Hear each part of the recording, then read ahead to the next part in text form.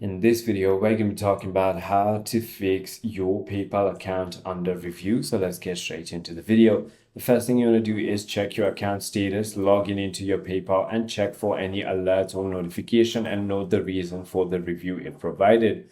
Second thing you want to do is simply go ahead and check your email because PayPal will email about the review, and check your inbox, spam, and junk folders if necessary.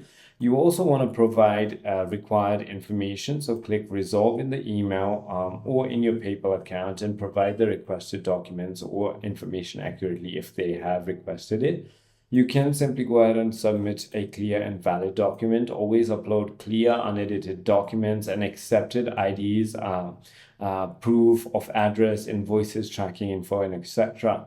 The other thing you want to do is ensure that your account's information is correct. Check your name, address, date of birth, and other details. Update any incorrect information, and then simply go ahead and wait for the PayPal review, because PayPal typically takes 1 to 3 business days, but may take longer.